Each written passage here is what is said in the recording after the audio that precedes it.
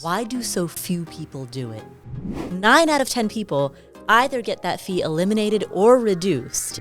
That's as big a red flag as you get.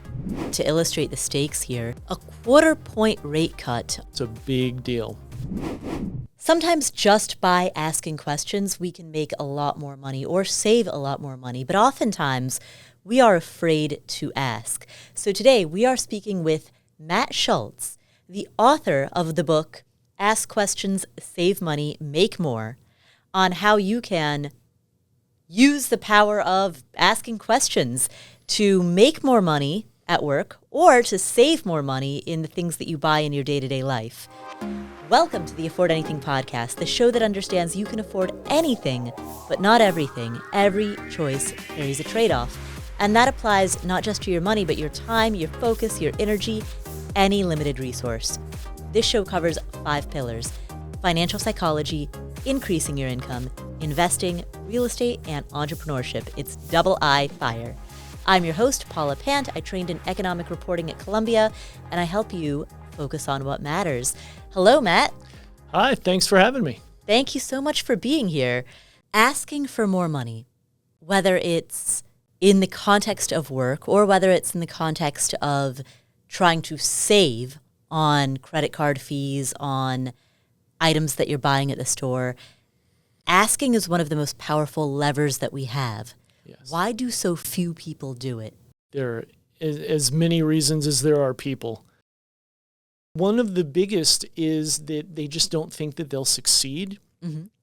Many times it's way more successful than you would expect. Asking to have a late fee waived on a credit card, for example, like 90% of people who ask get that waived. It's just a policy that a lot of card issuers have. You just have to ask for it. But a lot of people don't know that they can be successful. But then a lot of other people just don't like doing it, or they get intimidated, or they don't think they have enough knowledge to really be successful. There's so many different reasons. One of the things that I always try and make sure that people know is that everybody has experience negotiating. Everybody. Everybody has had a roommate or a partner who they have had to figure out what they're going to set the thermostat at in the apartment. Yeah. Right? People have negotiated with parents as to who's going to take what day in the carpool to soccer practice or to the recital or whatever the case might be. Those little things are negotiations. The stakes aren't super high necessarily, but they are still negotiations in which you're trying to accomplish something, and ultimately things work out better if everybody is happy.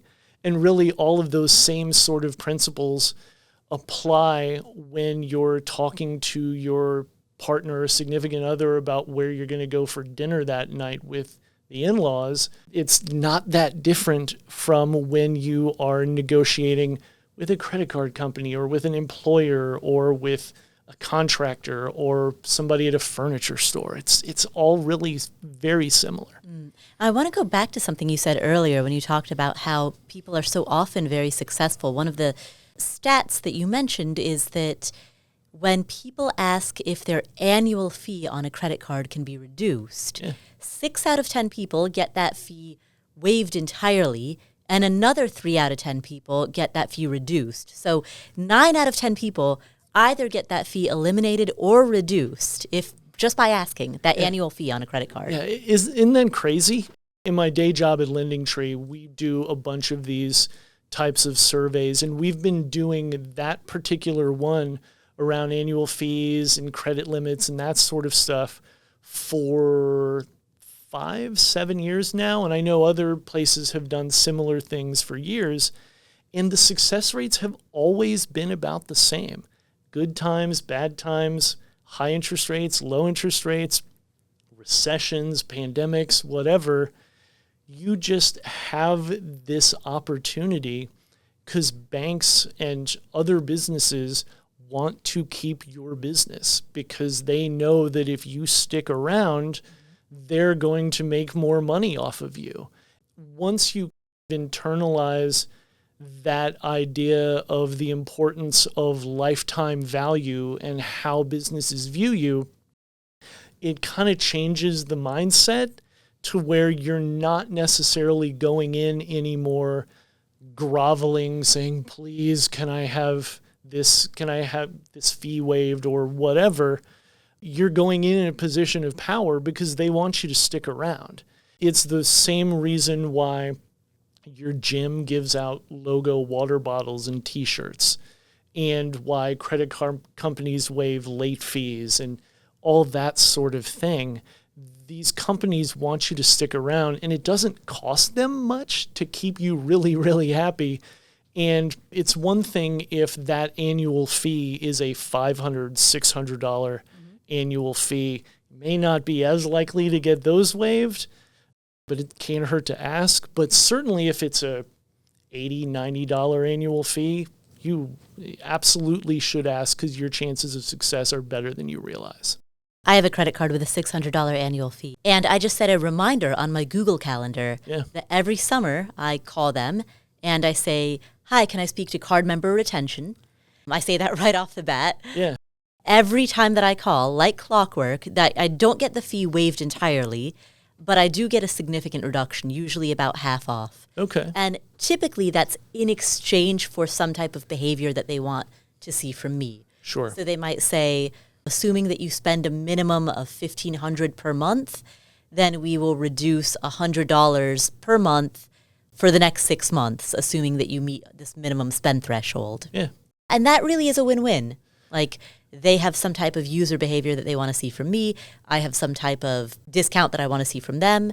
Boom, we work it out. Yeah. And the better a customer you are, the more likely you are to kind of get your way. And I said earlier that maybe if you have a higher fee, you may not be as likely to get it waived. The caveat to that would be exactly your situation, where if you're somebody who spends a lot of money on that card and pays it off regularly and you're a good customer and they like having you around, $300 to American Express or Chase or whoever it is a grain of sand on the beach. It doesn't matter to them at all. Right. But it keeps you a happy customer, and that's what it's all about. And you also mentioned the idea of kind of the win-win, and that's such an important thing too, because as much as we want to make sure that we are getting what we need and what we want out of this conversation, it makes it a whole lot easier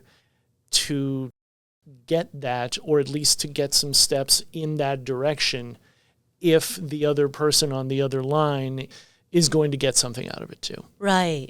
And so that's why the phrasing matters so much. So for example, if you know that you are going to be late on a given bill, let's say that you've recently lost your job or some big emergency came up that consumed your entire emergency fund and then some, and you know that momentarily you're going to be late on some bills, call in advance.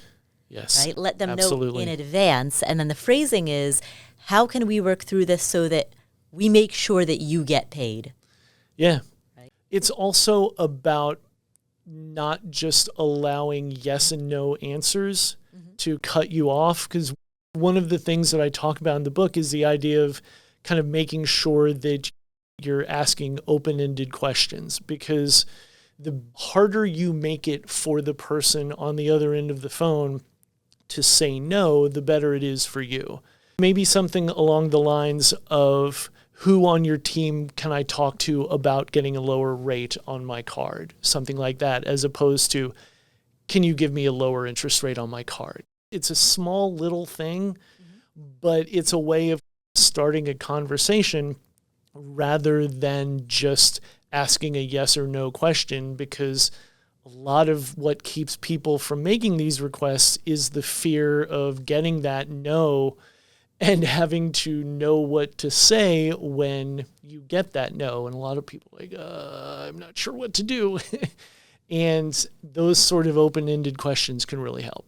Let's walk through some examples of open-ended questions. We've been talking a lot about credit cards so far, but this applies in any domain. One of the biggest ticket purchases that people make is housing. So let's talk through an example of using open-ended questions to negotiate the interest rate on a mortgage or the fees that you pay on a mortgage. So obviously your mortgage is such a big expense and there's so much that you can do. But when you're talking about open-ended questions and just negotiations, a lot of times people don't necessarily know that they can ask for these things. I mean, because there are clearly places that you can go where you can do a lot of this stuff online where you don't necessarily have to talk to anybody, and that's fine. But there are certainly things that you can do once you have gotten in touch with your lender and you're trying to walk through getting a better rate and getting fees waived and that sort of thing, where you can just go to them and say, hey, who can I speak with about potentially seeing if you could match this other interest rate that I've gotten from this other lender. I've spoken with a few different people.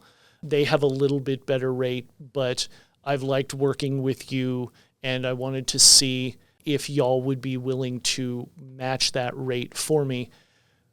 Was that something that I would speak with you about? Or how would we go about finding a way to bring down that rate?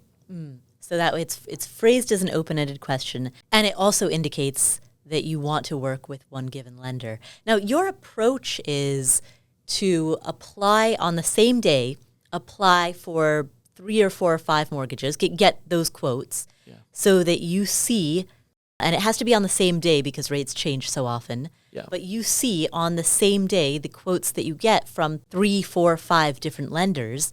So you'll be able to make an apples-to-apples comparison of both the rates and the fees on that mortgage. Yeah, and that's what's really so important is that your power comes from being able to compare, because we always think about price matching for other types of retail, but we don't necessarily always think about it in other places, whether it's mortgage or medical or any kind of thing. If you get rates from 3 to 5 lenders, you can see what's what and play one off the other. If this lender maybe has different fees or a little bit better situation, or maybe sometimes it's that you spoke with the person on the phone after contacting and you felt like you had a rapport with them. That stuff matters too, and that stuff gets factored in as well. But so much of that is about being able to compare and contrast what the actual offers are and working from there to Frankenstein your way into the best possible offer that you can get. And just to take a moment to illustrate the stakes here, so a 1/4 point rate cut on a $360,000 mortgage is $20,000 over the life of the loan.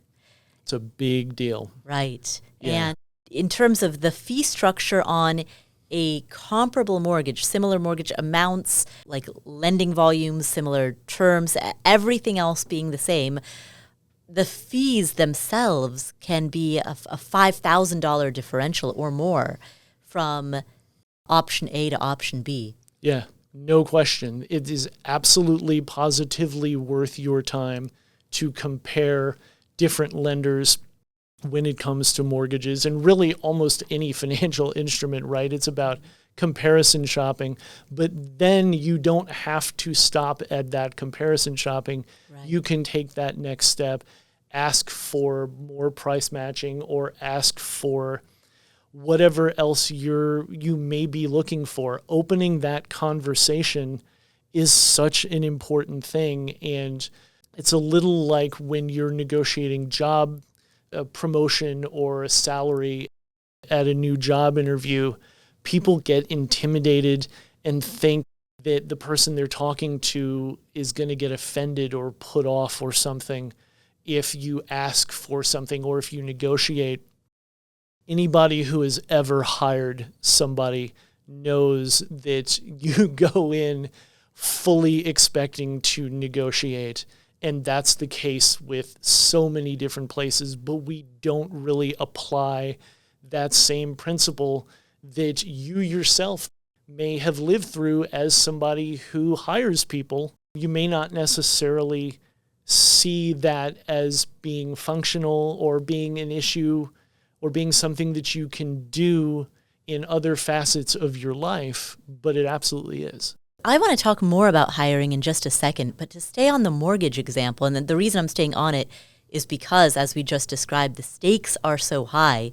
We're not talking about $100. We're talking about $20,000. We're talking about literally tens of thousands of dollars. Yes. Something that can have a significant impact on a person's net worth and their budget. To illustrate what that playbook would look like, that step-by-step book for a person who's listening to this, if they're looking for a mortgage, on one given day, at one given point in time, they obtain quotes from 3 to 5 lenders for the same type of mortgage. So let's just say, for example, a 30-year fixed-rate mortgage. You want to keep it constant, right? 30-year fixed-rate mortgage. You get quotes from 3 to 5 lenders all on exactly the same day. And then you take a look and you say, all right, option 1 has the lowest fees. Option 2 has the lowest rate. And option 3, 4, and 5 are somewhere in the middle. And based on that as a starting point, you then start talking to representatives. And say, can you price match? Who would I be able to speak with about potentially matching an offer that I've seen from another lender? Do you have to tell them who that other lender is or what the offer is? Not necessarily.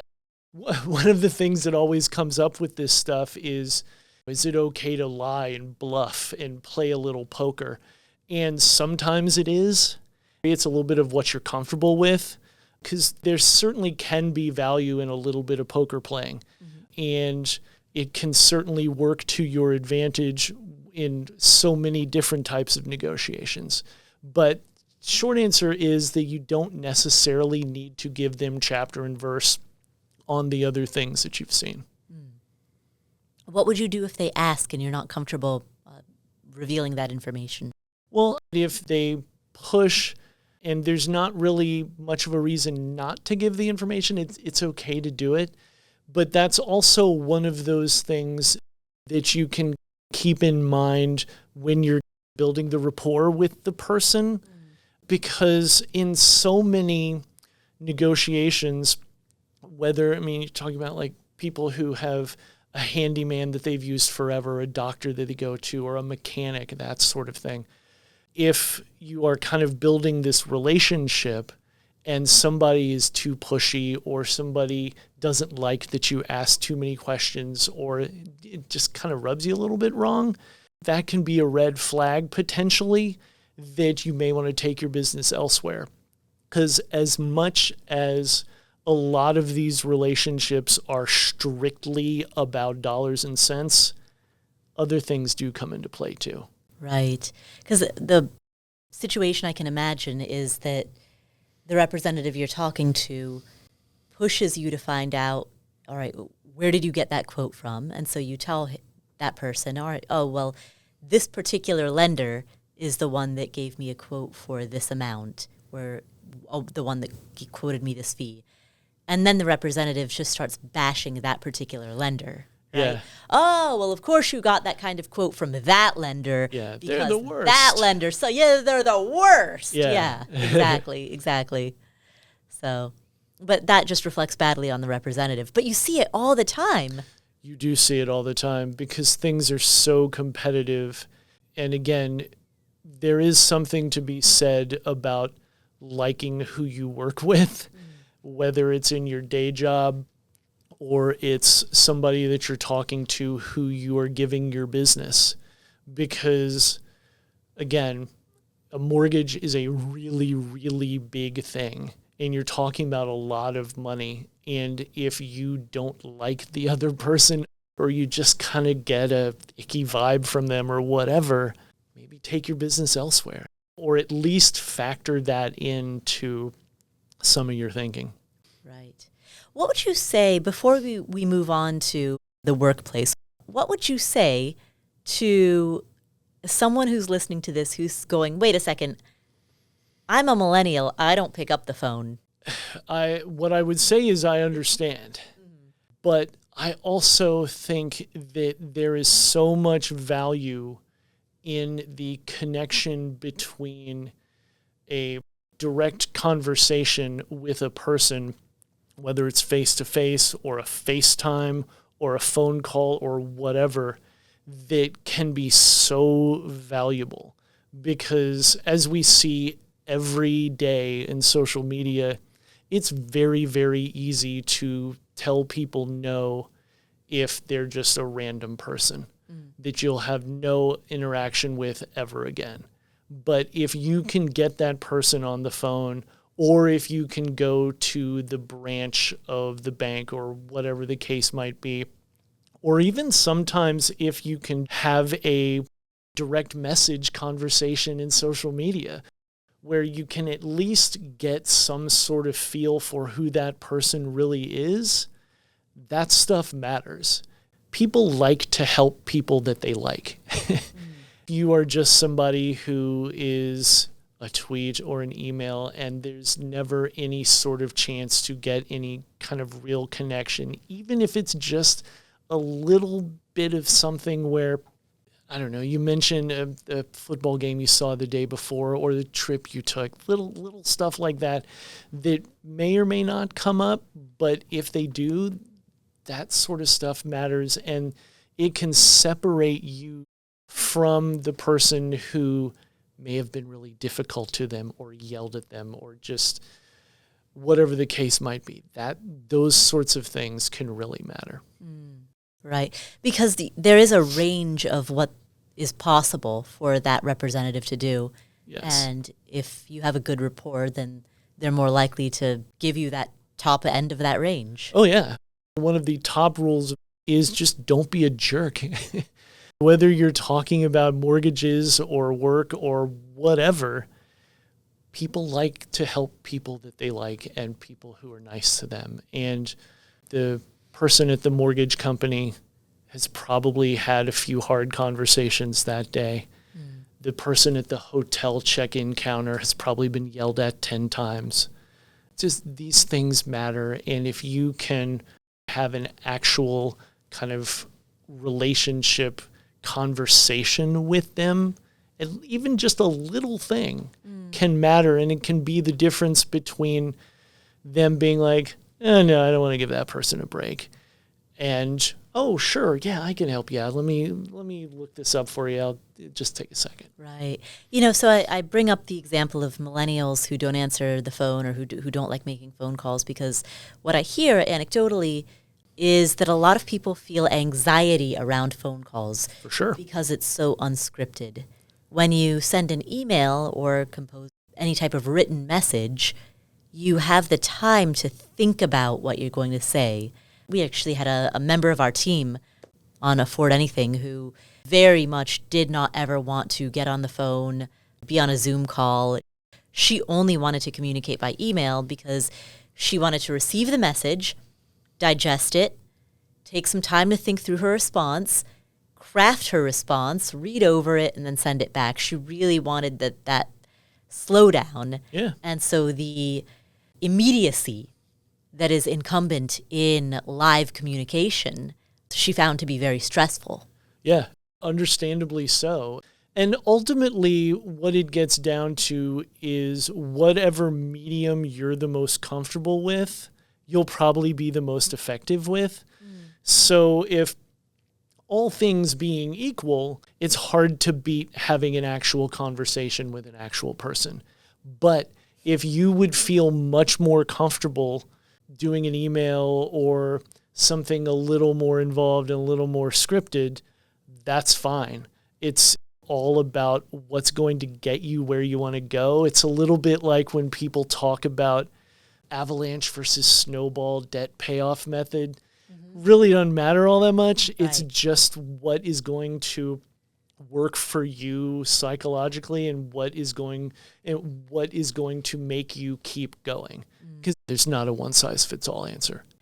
Well, let's talk about how to get the most out of your employer when it comes to not just your salary, but also the myriad of ways that you can get benefits and other forms of compensation. Now, people often think about their salary and their benefits when they consider compensation. When I say benefits in this context, I mean health insurance, retirement.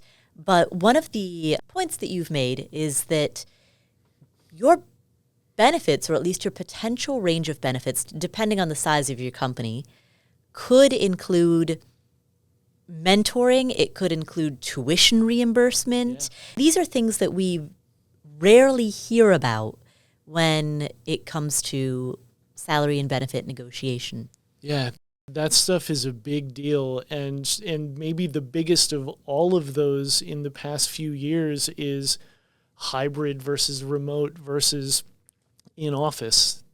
Remote work is a benefit.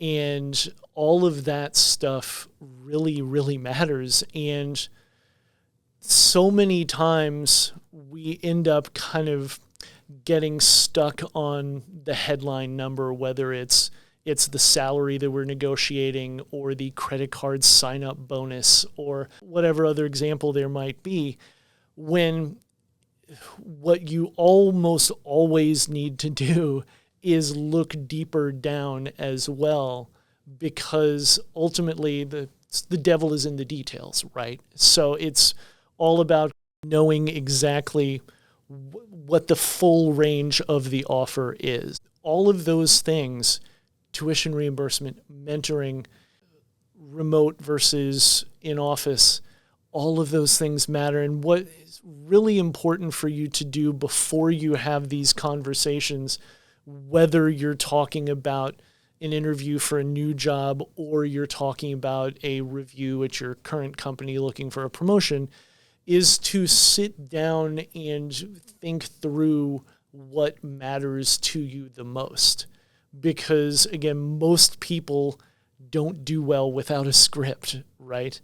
And so the more you can kind of anticipate some of the questions that will come and some of the counter offers that you might get, the better off you are. So if you are nervous about thinking through things on the fly, if you can think, okay, well, if somebody offers me a little, like some stock options versus tuition reimbursement, or if they offer me the chance to work with this one person as a mentor versus 3 days in the office, all of those kind of permutations matter. And I mean, you're not going to think of everything. You're not going to have this giant matrix of stuff that commit to memory, but even just the initial exercise of thinking that through is a really helpful thing.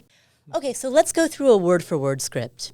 Now, if I worked for a company that had a tuition reimbursement program for its employees, this would be fairly straightforward. I could just email and say, hi, I understand that you have a tuition reimbursement program. Can I learn more about it? Right. It's pretty simple.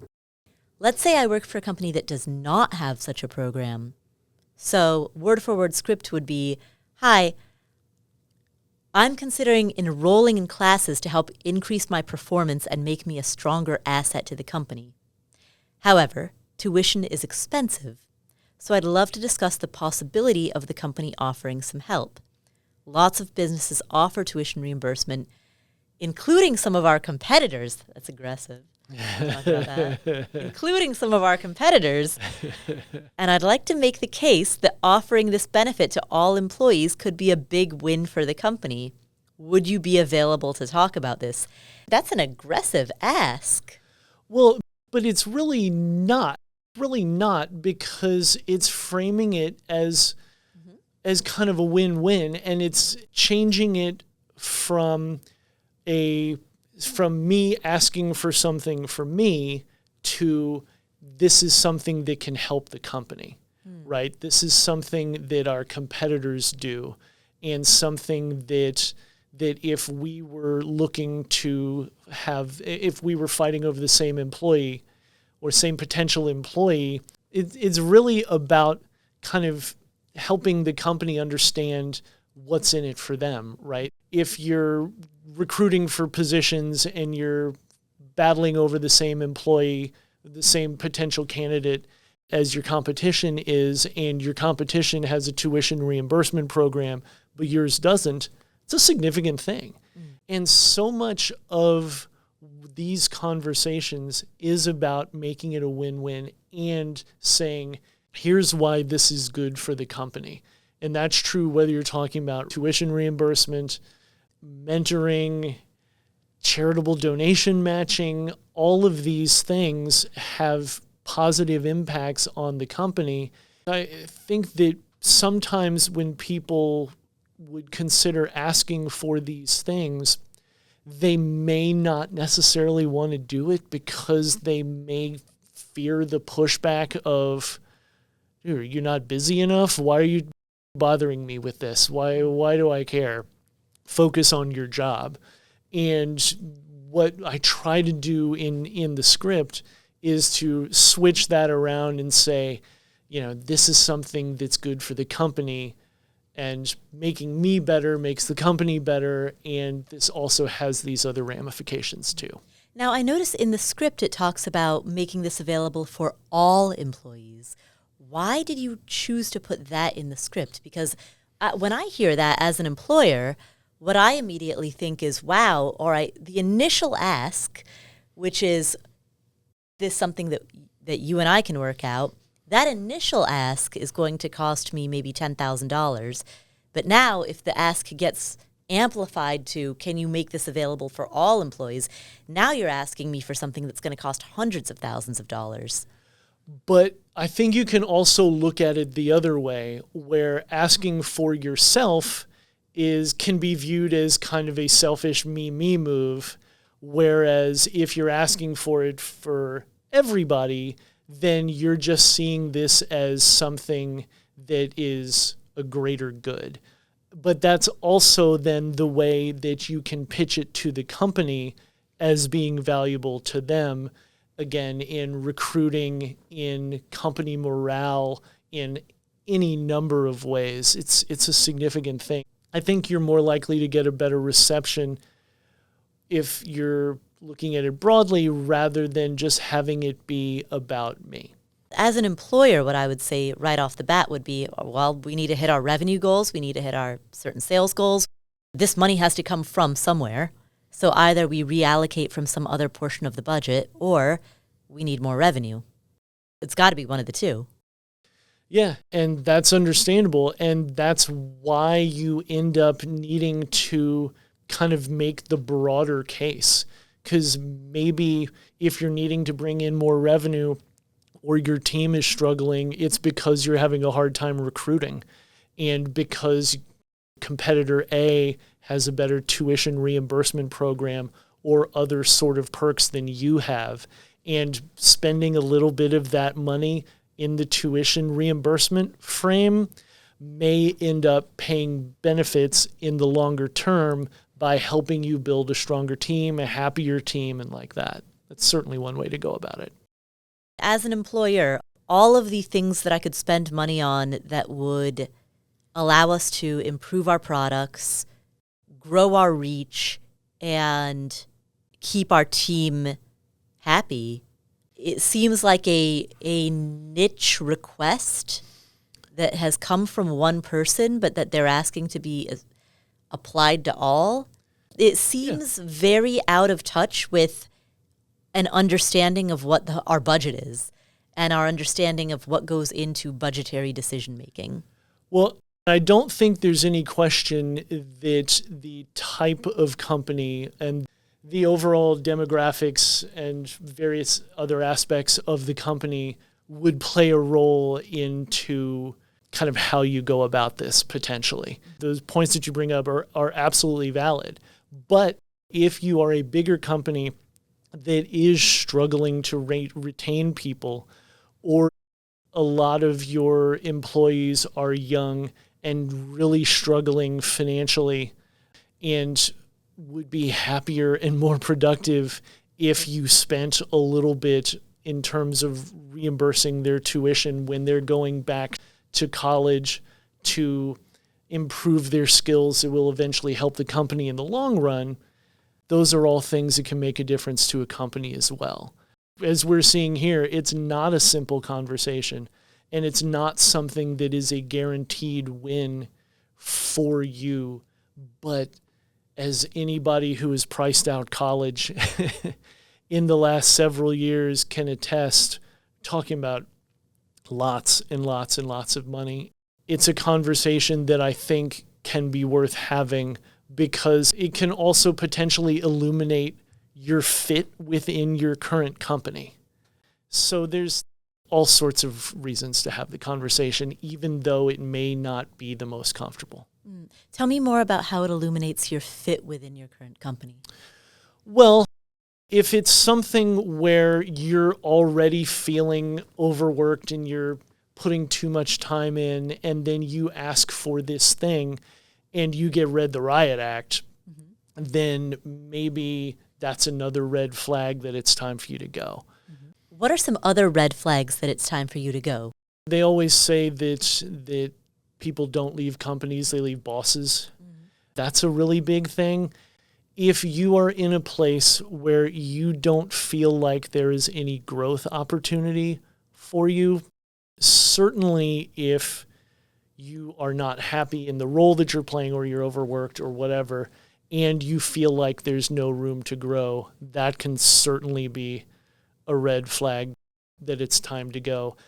And if you are somebody who does have some growth potential, or you see growth potential in that space, and every time you ask for a new assignment or an extra assignment, or kind of try and step your game up a little bit, you kind of get pushed back, that sort of thing can be a red flag as well. If you are asking for things that you think are reasonable, whether that is the fact that you haven't had a review in 3 years, or you have found out through research that your salary is 10 or 15% lower than what other people with your title are getting on average, that can certainly be a sign that it's time to go, especially if you have approached people about that fact and gotten pushed back. That can certainly be one as well. Other than asking open-ended questions, which we've talked about, what are some of the other tactics that a person should be thinking about as they're approaching conversations with employers around compensation and benefits? Well, one of the best things that people can do is role play.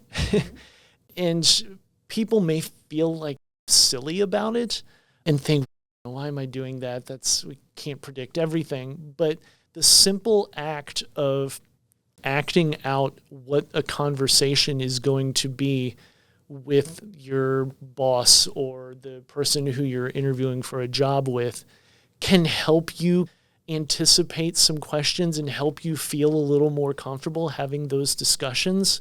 That's something that people don't necessarily see as much value in as there is, where it's a situation where you can run through it a few different times, where the first time the person who you're talking to, who should be a trusted friend, someone who you can open up with, or a relative, you run through it that first time and everything goes perfectly. You're just doing it to kind of run through the paces and feel good about yourself. Maybe you do it a second time where the other person pushes back a little bit more, throws you a couple of minor curveball questions, and then maybe you do it a third time and they really hammer you, right? And get tough on you. It's similar to the sports idea of making the practice harder than the game. And again, you don't want to beat somebody down physically. You don't want to beat somebody down emotionally and all that. But having gone through that kind of difficult situation, even just in play with somebody who you know well and are comfortable with, can help you at least mentally and emotionally prepare a little bit for if things might go sideways when you're talking with somebody else. So what would be an example of that? Making the practice harder than the game. Would that be the boss finding all of the shortcomings in your performance. Getting personal with you, calling you ungrateful, saying, "Oh, don't you know that we just fired this number of people and the company had the worst quarter that it's had in 10 years. How dare you come to me and ask for these things? Who do you think you are?" Stuff like that. I mean, you can get as much into it as you want, but really the idea is to keep it where it still has value. Chances are somebody's not going to rip you too hard in an interview, but just having a little bit of pushback, even where it's something a little lighter, where the person may say, "Well, we didn't really anticipate you asking for a higher salary. I don't think there's anything that we can do, and I'm not real happy with the fact that you asked." And then you can kind of have those conversations as to how you kind of deal with that kind of thing. So you're thinking through different possible landmines that you might run across. How would you deal with that if somebody said, "Hey, we weren't expecting you to ask this, and we're not prepared for that, and also we're not happy that you asked"? Well, it really is a lot about knowing your worth and having done your homework. And if you're comfortable where you say, "I know that I make $75,000 a year, but my role looked at Glassdoor and places like that, and I saw that the average nationwide is 100,000. So I think that what I am asking is a reasonable request based on my research.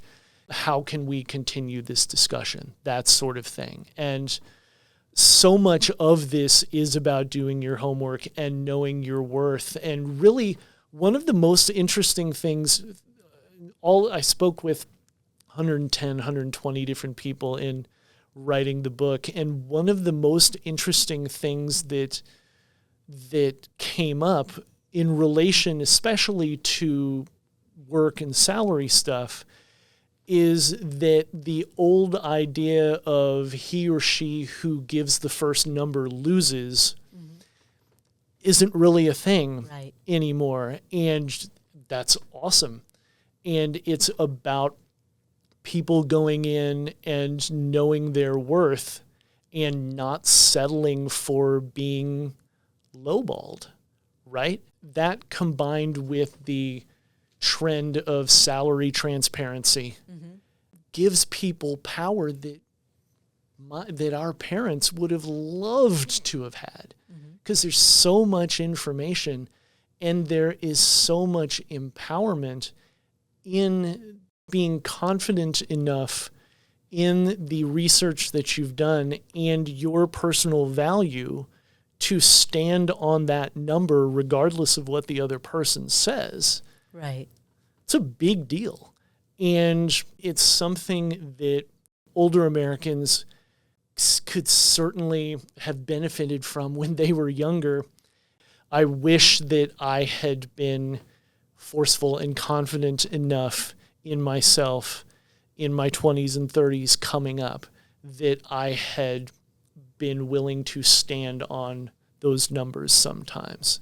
Every dollar you give up in your 20s is dollars you have to make up later on, right? So it's a good thing.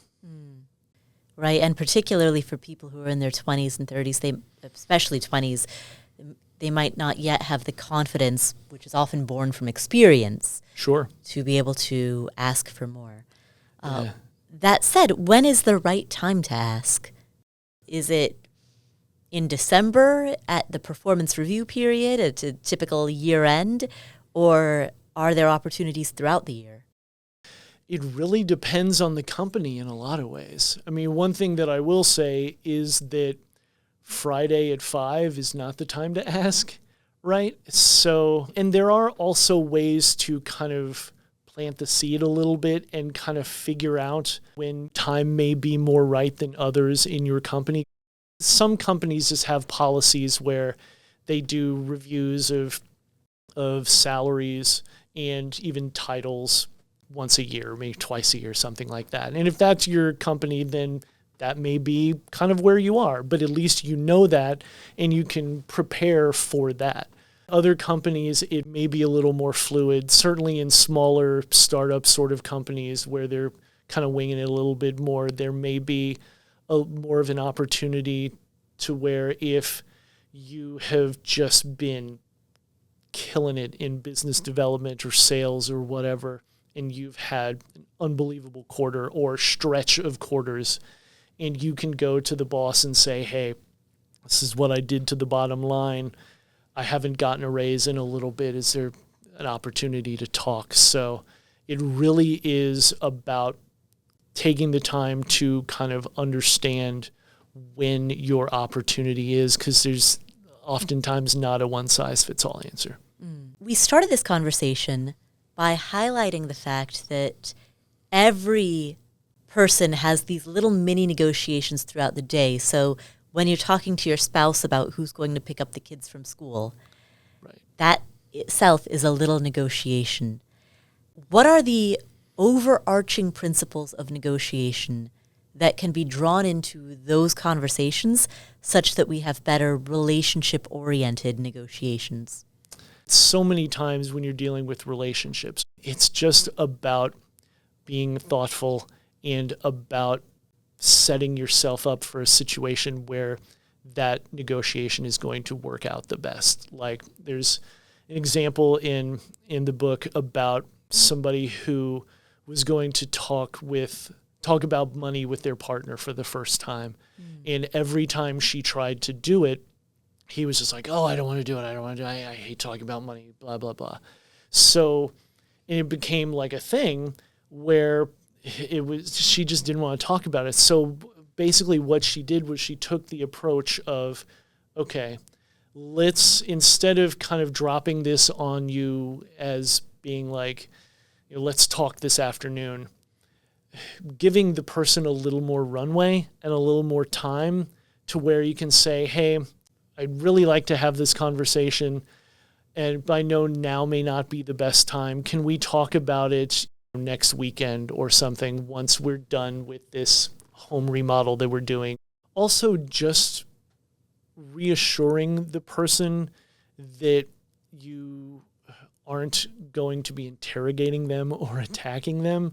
There's so much of that around money conversations with relatives, elderly parents, significant others, all that sort of thing, where when you're talking to them for the first time, you're saying, I'm not asking you for your balances and your passwords to all your investments and checking and savings accounts. I just want to kind of get a feel for what you think. And it can even be just kind of goofy stuff like party games. Like if you got $1 million tomorrow and you had to spend it on something fun, what would you do?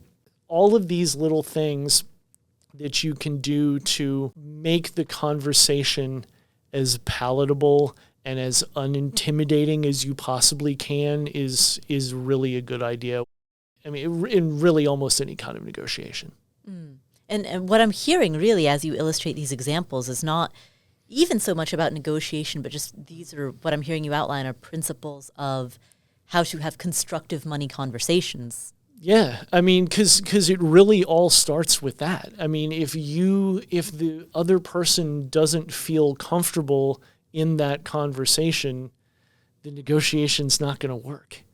And so much of it is about comfort and just feeling good about that spot, especially if you're talking about relationships where anybody who's been in any length of relationship knows how important it is to be open and honest and candid, but also understanding. Right. What do you do then if you have a close relationship with someone and you're trying to agree on something money related, but that person you feel is being obstinate or stubborn?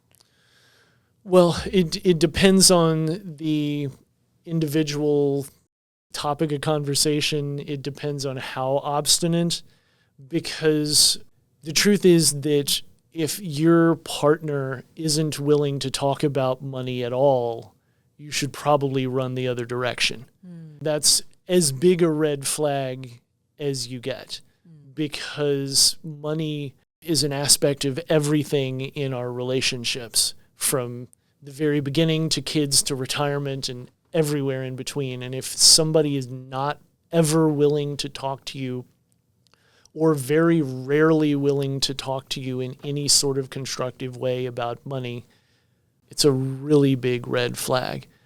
In terms of just kind of general, like kind of butting your heads up against a wall kind of thing, or some obstinance, sometimes it can be as simple as living to fight another day, right? Where you're just like, I don't really think we're getting anywhere today.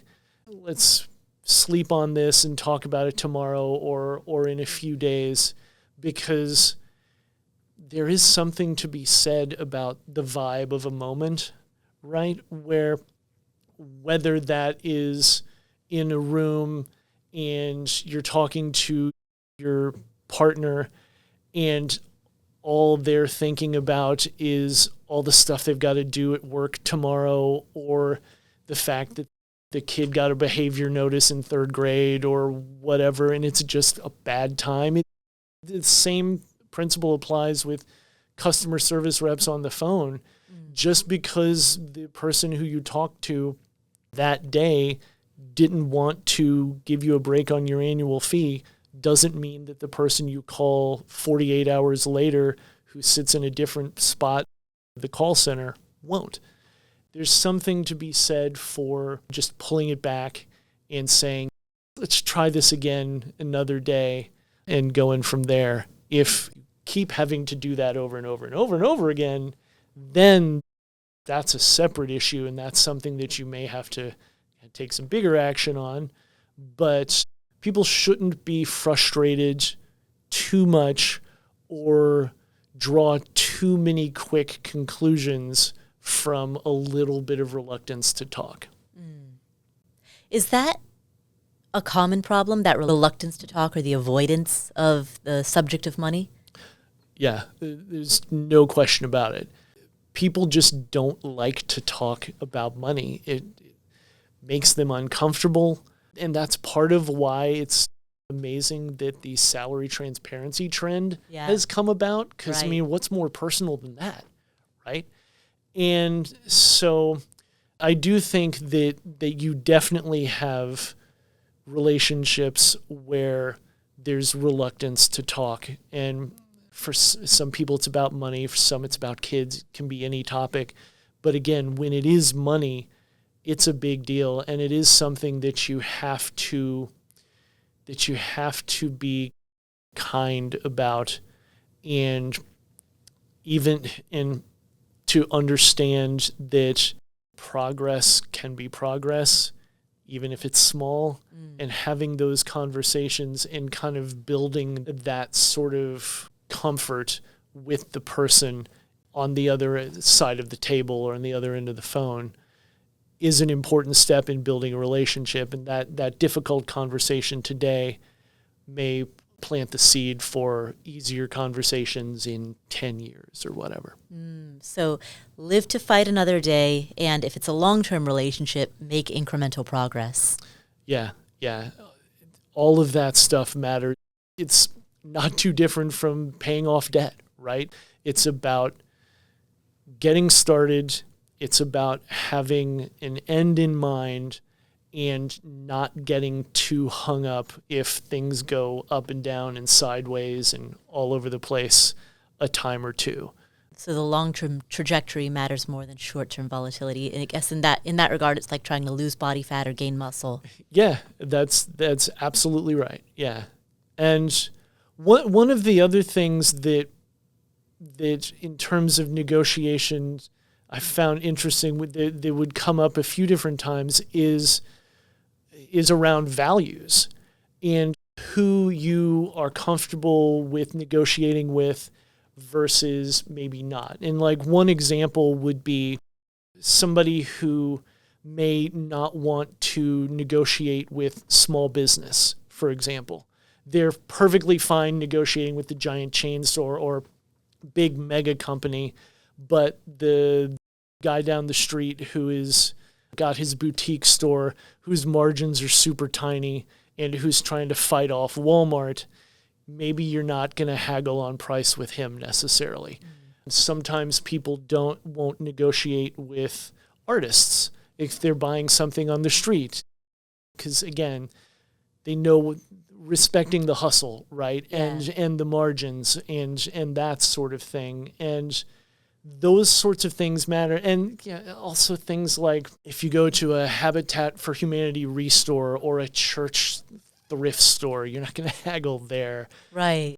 So there is something to be said for picking your spots in these situations and letting how you handle these negotiations reflect your views as a person and some of your values. Yeah. There was a guy in Kathmandu who had this bathroom scale, and you could tell it was like his only asset. And he'd sit on the sidewalk and with his bathroom scale, and for a few rupees you could step on the scale and weigh yourself. Yeah. And that's one of those, like, you pay asking price and then you pay a tip on top of it. Because I respect that hustle. Like, the guy who's like, I have nothing to my name but a bathroom scale, and I'm going to monetize it. Yeah. People who have had nothing never forget that they once had nothing. Yeah. At least you would hope that they wouldn't forget. And that stuff really matters. Yeah, exactly. Another example is when you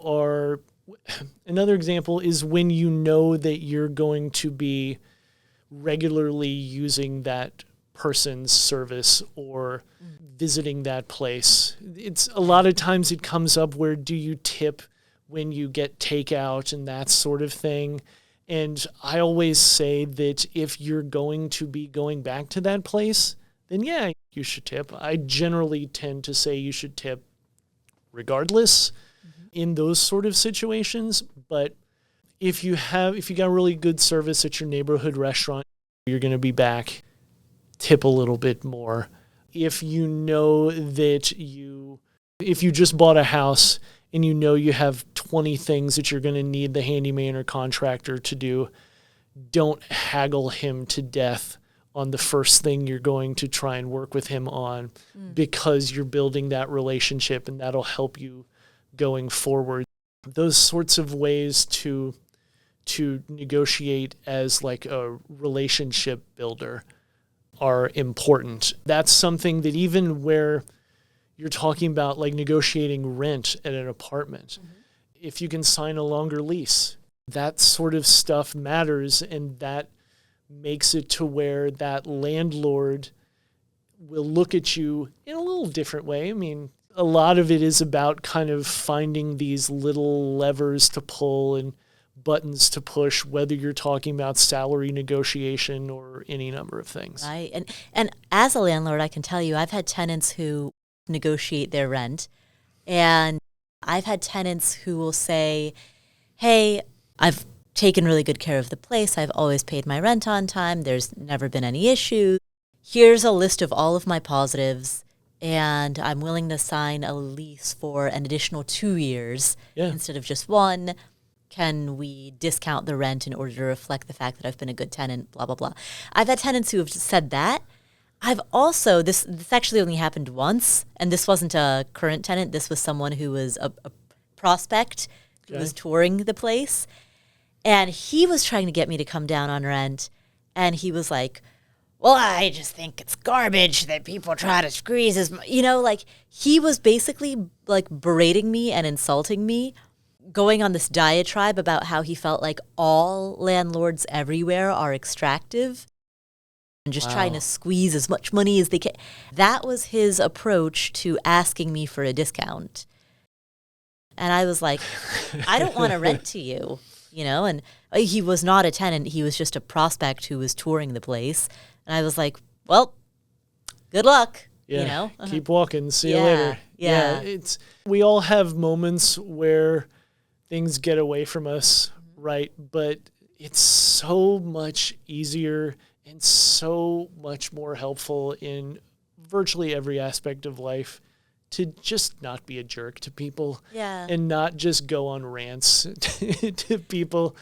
And that people want to work with people that they like. People want to be around people that they like. Yeah. And you don't have to be buddies or anything like that. But if somebody's nice to you and somebody's respectful to you and you're negotiating, if there's a bunch of people who are going in trying to rent an apartment or buy a house and you have some sort of rapport or connection or you're just nice to that person, it can be a little check mark in your column.